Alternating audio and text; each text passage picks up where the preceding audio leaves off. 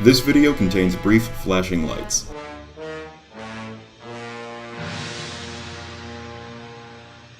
Godzilla King of the Monsters is coming to theaters on May the 31st, and I could not be more excited. It looks like it's keeping the epic, dramatic, awe-inspiring scale and tone of 2014's Godzilla while packing it with way more action and a greater number of interesting human characters. While the Marvel Cinematic Universe may have just barely eclipsed Godzilla as my favorite movie franchise with the release of Avengers Endgame, and my favorite category of movie is dog, I still love this series with a passion. I own most of the movies, some video games, a t-shirt, the 70s Marvel comic book series, those weird short stories with techno music tracks on CD.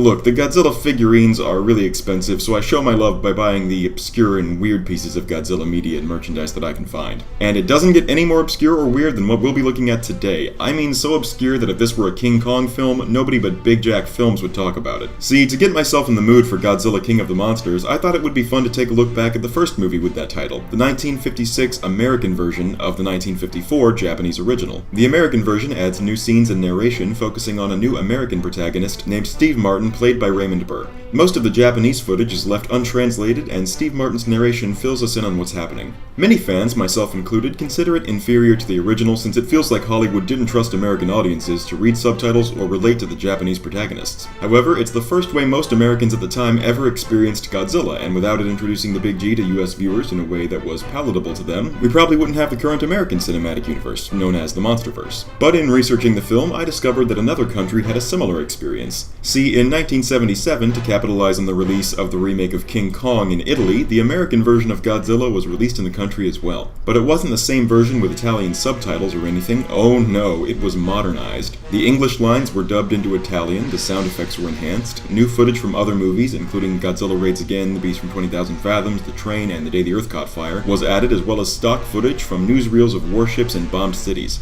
Scenes were rearranged and edited down, and original music was added by Magnetic System, a group consisting of Vince Tempera, Fabio Frizzi, and Franco Bixio. Most dramatically, the film was colorized. Sort of. Using a process the filmmakers dubbed Spectrorama 70, brought to us I assume by the same people who gave us colored gels were laid over the frames, effectively tinting the screen blue for the sky, red for fire, and yellow for people. Really, Italy? Yellow for people? I'm kidding, they made Steve Martin yellow too. The end result is a weird rainbow of a movie, and who better to helm this project than Italian director Luigi Cozzi. The film is nicknamed Cozzilla after him, and he's brought us some of the finest examples of schlocky cinema out there, including Star Crash, Contamination,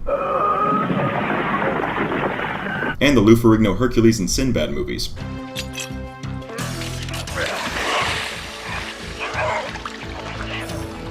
He's probably the greatest Italian B-movie director of all time. Sorry, Bruno Mattei, I still love you. What the f***? Hey, kitty. So I was really excited to watch Cozzilla. Only problem is, you can't watch it anywhere. Due to the abundance of stolen footage and the fact that Godzilla rights issues are a legal nightmare to begin with, the movie has never been officially released on any home media or streaming service. You're more likely to find the Mystery Science Theater 3000 DVD with Godzilla vs. Megalon, a complete print of Godzilla vs. the Wolfman, the Godzilla episodes of Zone Fighter with English subtitles, Shin-Kozilla, and a recording of the Godzilla vs. Gamera stage show, all together in an official box set shaped like the Oxygen Destroyer than you are to find a legitimate version of Cozzilla anywhere. Although for some reason the soundtrack can be easily found and purchased digitally. The YouTube channel Shiki256 uploaded a version with English subtitles, but the quality of the film itself is very poor and it cuts off before the end of the movie. It's also missing a couple subtitles here and there. I found another version on the forums of TohoKingdom.com. User Gino Cuddy claims to have obtained a digital copy of the movie from an Italian film collector that he restored. Despite not being an expert in film restoration, he boosted the faded color, improved the picture quality, boosted the bass and treble, and changed the sound from mono to stereo, though I admit I have no idea what that last one means. This version isn't perfect. Some very small snippets of footage are missing, and for the first half, the color is still more faded than it is in the lower quality version uploaded by Shiki256. But Gino Cuddy's is still the highest quality version available.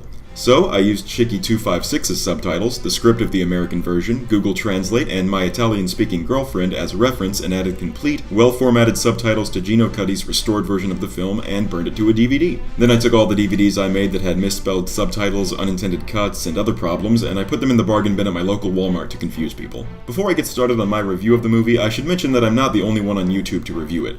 If you're interested in a second opinion, I've left links in the description to reviews by Interweb Kaiju, The Eccentric Owl, Colton West, Titan Goji, and Jack Muth. I might not be the first to cover this movie, but hey, at least I beat Brandon Tenold, James Rolfe, and the Omniviewer to it, right?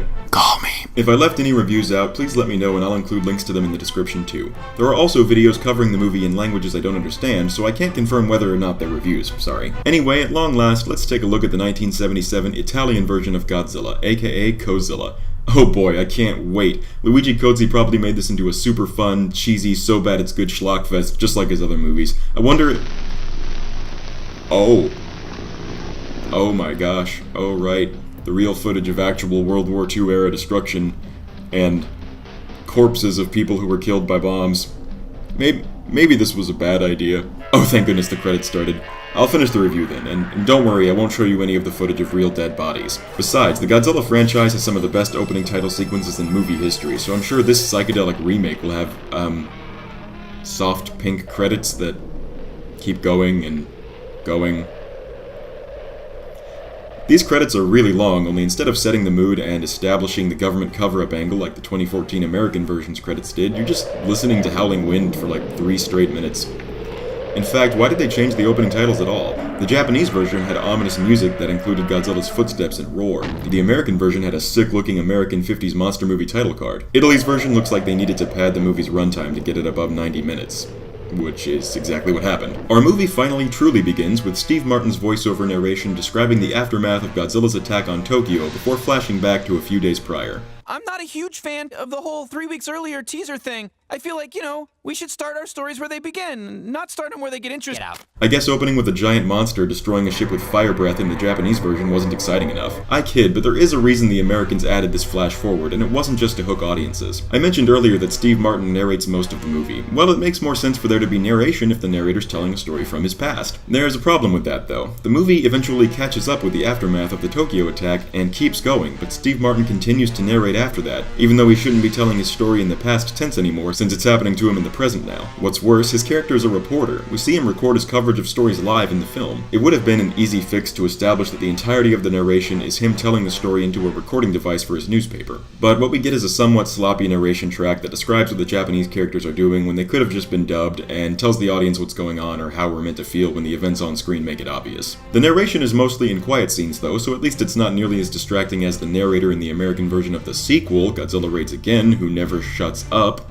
And there's another reason that opening with the ship being destroyed is important as well. See, everybody and their grandma knows that Godzilla is inspired by the destruction caused by the nuclear bombs dropped on Hiroshima and Nagasaki, but what they might not know is that the opening, that ship being destroyed, was also inspired by a real-life event. On the 1st of March 1954, the same year this movie was released, the Daigo Fukuryu Maru fishing boat was contaminated by nuclear fallout, killing 23 men, fallout that came from the United States Castle Bravo weapon test in Bikini Atoll. While the narration is flawed if tolerable, the way Steve Martin is added to the movie visually is a completely different mixed bag. Entirely new scenes with him fit in perfectly, but they also add him to scenes from the Japanese version, and most of the time we just awkwardly cut to him standing around some Asian people watching the scenes unfold. That's pretty lame. It's like, hey, excuse me, could you scooch over? I'm in the movie, really. Just enjoying my pipe. Definitely in the movie.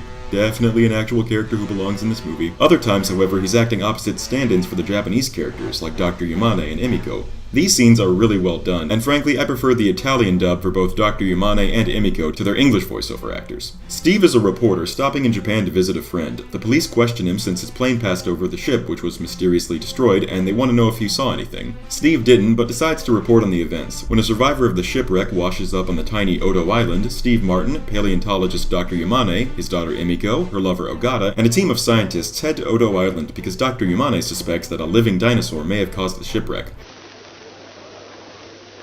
Scusi, babidi boopy? Che cosa? Babidi boopy? Babidi boopity babidi babidi. Boopity bapa. Boba, baby, boba, baba, baby, baba. Tu sei un pazzo, va via da qui! Baby, baby. Sono stanco di te, ti do un pugno nella testa! Ti uccido con questa carne! Yeah, it might seem like a pretty out there theory, but in his defense, he had just seen Jurassic Park 2. We learned that the Islanders believe in an ancient giant monster, which they used to sacrifice women to. Nope, not that monster. Steve and the others spend the night. Was it good for you two? Why are you gay? Who says I'm gay? You are gay. While on the island, there's a terrible storm, and we're led to believe Godzilla was walking around the island in the storm, stepping on houses. This is actually a significant change made by the Italian edit. In the Japanese version, the main characters don't go to the island until after the storm, though in that version we also get to know some supporting characters who live on the island. In the American version, Steve goes to the island to investigate, but the others leave before the storm hits. In Cozzilla, however, it's implied that Emiko, Ogata, and Dr. Yamane are all on the island during the storm as well, though we never see them, which I think actually makes the scene more suspenseful, since most of our heroes are in danger. If I don't make it, tell my wife, I'm definitely in this movie for real. We also see some random people reacting to the storm, which would be really powerful and affecting if they left in the scenes telling us who the heck these people are. Considering how Cozzilla has to pad its runtime, it's a weird decision to shorten the scenes about the island. In fact, they probably should have just dubbed and colored in the Japanese version, since that has more characters and scenes which are edited down or cut altogether in the US version. I mean, Asian Burgess Meredith is barely in this version. They could have at least left in the US version's scene of Steve interviewing the island locals. While investigating the destruction in the aftermath of the storm, Yamane makes an interesting discovery. Me, Mario! Here we go! Thank you so much. Mamma mia! A three-lobed creature? This changes everything. I mean, I only have 2 lobes. Who cares about the giant monster? He may be as tall as a building, but how many lobes does he have? More than 3? I doubt it. The admiration of the amazing three-lobed creature is cut short when Godzilla appears, and he's purple? Wait a minute, that's not Godzilla, that's Gojiren! After Godzilla heads back to the ocean, we see what are supposed to be Godzilla's footprints, but the sand is colored in so much that you can barely make them out. The movie then shows us an obligatory scene in every 1950s monster movie, a scene where a scientist explains how the monster works. Gee, Patrick, I didn't know you spoke bird. No, that's Italian, SpongeBob. Yeah, he's pretty big, just doesn't have very many lobes. In the Japanese version, Godzilla is stated here to be 50 meters or 164 feet tall, while in the US version he's over twice as tall at 122 meters or 400 feet, which makes no sense when you see him next to buildings that are just a couple dozen stories tall at most. Also, if any Godzilla fans try to tell you that Godzilla was technically never green, rather a charcoal gray, show them this. Now that I think about it, how did Dr. Yamane's 1954 black and white camera take a color photograph of Godzilla anyway? There's some very interesting debates in this movie about whether sensitive information should be revealed to the public so they can prepare themselves, or whether it should be kept on a need-to-know basis to avoid causing a panic. Interesting philosophical discussions that aren't dubbed into either English or Italian, so if you want thought-provoking scenes like that, you have to watch the original. Emiko goes to visit her fiancé, Dr. Serizawa, to tell him she's in love with Ogata, but Serizawa says he has something he wants to show her instead. Ooh, maybe he'll tell her about the Japanese Avengers Initiative. Nah, he's just showing her his lab. Wow, Dr. Serizawa really needs to clean his fish tank. He shows Emiko an experiment that we don't get to see, but judging from her reaction, I'd guess she just saw the leaked concept art for King of the Monsters that spoiled the ending. The military tries to kill Godzilla by filling the ocean in the areas he's been spotted with depth bombs. Meatball, spaghetti underneath! Ravioli, Great Barrier Reef! Have you seen some of the stuff Godzilla survives? I don't think some bombs are gonna do the trick. One time he got shot in the face with a black hole and walked it off. If the bombs don't kill him, the water might though. I think it only turns that color when a kid pees in it. The depth bomb plan works. Yeah, if your goal was to piss him off. Our heroes watch this on the TV and... Wait, Dr. Yamane has a color TV set in 1954 Japan too? And the Japanese news station is broadcasting in color? Dr. Yamane takes issue with the depth bombs, believing that since Godzilla is a unique creature, he should be studied rather than destroyed, so at least they kept that in. Otherwise, a big problem with the US and Italian edits is that the Japanese characters are given far less characterization. While the original film doesn't really have a central protagonist, we get way more invested in the love triangle between Emiko, Ogata, and Dr. Serizawa. We learn how Serizawa lost his eye, we know far earlier in the movie that he's working on something which could potentially kill Godzilla, we know why this group of people gets involved at all since Ogata works in salvage on the ships destroyed by Godzilla, and we know and care about a few of the Odo Islanders as well. In Cozzilla, Steve is the only person we really follow, and he doesn't have much of a personality or reason to be here other than to smoke his pipe and point out the obvious. He never even meets Dr. Serizawa aside from one brief phone conversation with the most obvious stand-in in the movie, and Serizawa is supposed to be the whole reason he flew to Japan. The citizens of Japan believe that Godzilla is dead, and they even throw a boat party to the background music from SpongeBob SquarePants. Godzilla shows up, however, and in the Italian version he goes on a rampage. If you're as sick as I am of superhero shows and movies always having action scenes on a freaking train, here you get to see Godzilla destroy one and everyone inside it. Or, judging by all the flashing lights, maybe Porygon destroyed the train. While the red color is a neat visual, it makes it very difficult to see Godzilla in some scenes where he was perfectly clear in black and white.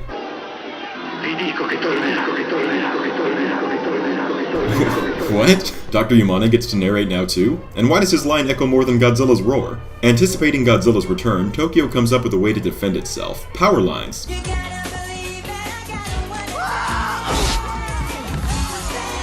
No, not power line, power lines, plural. Tokyo sets up a shield of electrical wires around the city. Whoa, 300,000 volts? That's 6 times the electrical energy that the wires in the Japanese version had. Those Italian outlet converters are serious business. I might be more confident in the power lines if we didn't already see Godzilla destroying them in the train scene. Although Godzilla's later revealed to draw power from electricity in Godzilla vs. Mechagodzilla, though that was a different Godzilla. And it was the same Godzilla that showed vulnerability to electricity in King Kong vs. Godzilla. And it was originally supposed to be King Kong in Godzilla vs. Mechagodzilla instead of Godzilla. And King Kong only had electricity powers in King Kong vs. Godzilla because it was originally supposed to be Frankenstein's monster. This series is weird. Tokyo is evacuated, and if you're planning on watching the Godzilla movies, get used to this cloth pattern right here. It appears in so many Godzilla evacuation scenes and other Japanese media that I'm pretty sure the Japanese government issues cloth in that pattern to anyone who moves to the countryside. And how did this stock footage make it in? That guy is looking at the camera. With a non-animated face and not as much sound as you might expect, Godzilla pulls the spitting high-tension wires down. The military shoots at him using stock footage that was obviously filmed during the daytime when the rest of the scene is at night, so I guess Luigi Cozzilla must have also been inspired by Godzilla vs. Gigan. Hey, you wanna see the first time Godzilla uses his atomic breath in color? Yeah, it's pretty powerful, but you have to wait one turn to recharge after you use it. Also, the atomic breath is red, not blue, so I guess this is Burning Godzilla, or the Godzilla from Godzilla vs. Megaguirus. Godzilla goes on a rampage, showing his cute googly eyes and his little ears. Aww. And, these flashing lights. The colored-in sky and the odd choice of stock footage make it hard for Godzilla to tell what time it is, so he passes the Diet building on the way to visit a clock tower instead. King Kong will be happy to know that it will be open for business when he rolls into town. Godzilla approaches the tower from which Steve Martin is recording what he sees. The military sends planes to fight Godzilla, and if you're like me and the plane scene is one of your favorite parts of the original, you'll be happy to know that in Cozzilla he fights even more of them. In the aftermath, we see more stock footage of incredibly depressing real-life destruction, as well as more people looking into the camera. Come on, Luigi Cozzilla, I watched this hoping for some weird filmmaking fun, not to be reminded of the traumatized generation of people who grew up witnessing the devastation of World War II firsthand. When I say I want to see cities destroyed, I only want it to be metaphorically because of nuclear warfare, dang it. This scene intercuts the footage of real-life destruction and corpses with flashbacks to the attack scene we just saw, and it plays the Prayer for Peace song over it even though that song hasn't been introduced in the movie yet. We see Steve in a hospital. By the way, Cozzilla uses this same shot 3 separate times. Credit where credit is due though, Steve is the one who convinces Emiko to try to get Dr. Serizawa to reveal a secret experiment which could kill Godzilla. So he is actually useful to the plot. We see a flashback where it's revealed that what Serizawa showed Emiko was the oxygen destroyer, a chemical which can destroy oxygen in water. Man, Serizawa really needs to clean that tank.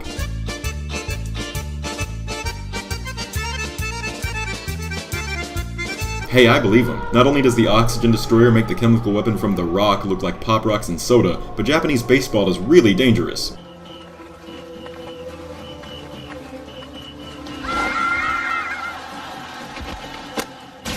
Emiko and Ogata go to make him an offer he can't refuse. Ravioli, ravioli, give me the formuoli. Hey, look, whichever idiot added subtitles to this movie misspelled formula. And responsibility. Oh, wait, that was me. Sorry, I swear I spell-checked this 3 times and I never noticed these 2. Serizawa finally agrees after he hears the children of Japan sing the Prayer for Peace over the radio.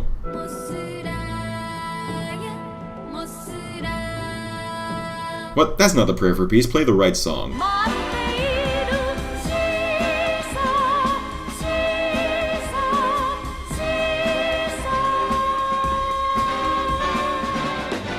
That's better. The most realistic part of this movie is that Serizawa only agrees to help to get children to stop singing. Serizawa and Ogata dive to Godzilla's location to plant the oxygen destroyer, and both the Japanese and US versions of this scene show Serizawa go through a lot of complex and intense emotions, and he makes the decision to sacrifice himself so that the oxygen destroyer can never be used by anyone again, since he's the only one who knows how to make it. In the Italian version, he just watches an octopus fight a shark for a while. Sure, it's pointless padding, gratuitous violence, and it doesn't make any sense, but hey, at least this movie is making sincere confusing decisions, as opposed to anything in Mega Shark vs. Giant Octopus. Fun fact, the Italian music for Cozzilla inspired the music made for Zombie 2, which also features a fight with a shark. Only in that film it's not an octopus, but a zombie fighting it. And the least you can say is that a random octopus is at least a tradition, since King Kong vs. Godzilla, War of the Gargantuas, and a deleted scene from Frankenstein Conquers the World all have completely pointless scenes where something fights an octopus. This is the kind of information I learned as a teenager instead of, say, actually learning a second language like Italian. Serizawa kills himself, and while in the Japanese and US version the oxygen destroyer itself kills Godzilla, in Cozzilla it causes him to surface. Now Godzilla already used 3 kaiju counters to destroy Tokyo's defenses, so he can't attack this turn. Japan activates its trap card, full salvo, and forget it, let's just say the military blasts the out of him.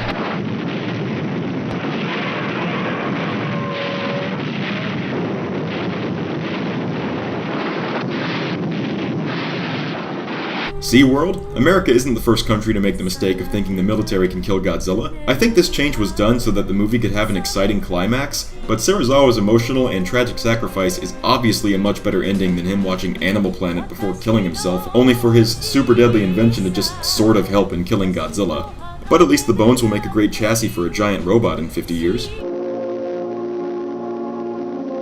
Il pericolo è cessato e lo dobbiamo a lui.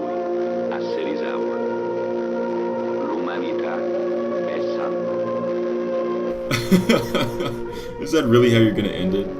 An electronic remix of the Prayer for Peace plays over the credits, because when you think of a child's prayer for the souls of the crushed and burned bodies of thousands of people, you think European techno. Hey, they spelled Iwanaga's name wrong. Or I guess they just italicized it, even though they didn't italicize it? Never mind. So that's Cozzilla, one of the most baffling pieces of Godzilla media you'll ever see.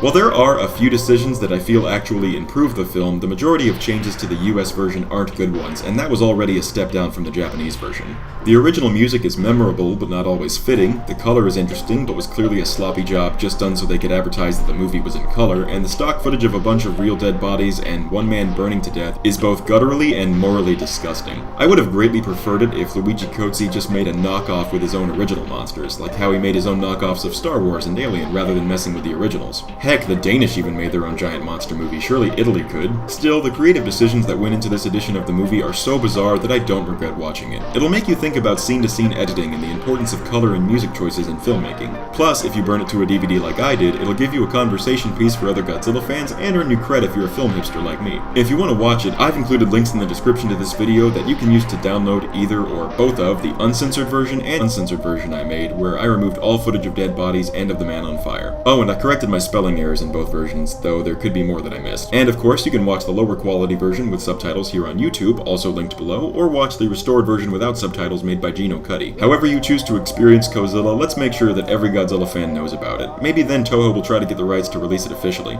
I'll see you guys at the theater for Godzilla King of the Monsters, and I'll be here to mourn with you after, since it's a pretty safe bet that Mothra's probably gonna die. Please check out the other YouTube channels I mentioned. None of them know about me, but if you like this video, you'll like them too. Anyway, thanks for listening.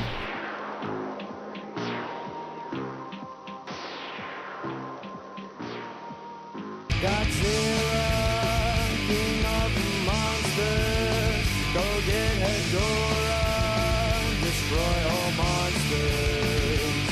Godzilla vs. Mothra vs. Gigon on Monster Island. Here comes Tokyo, the shadow from the sea. Kaiju Aida, atomic energy.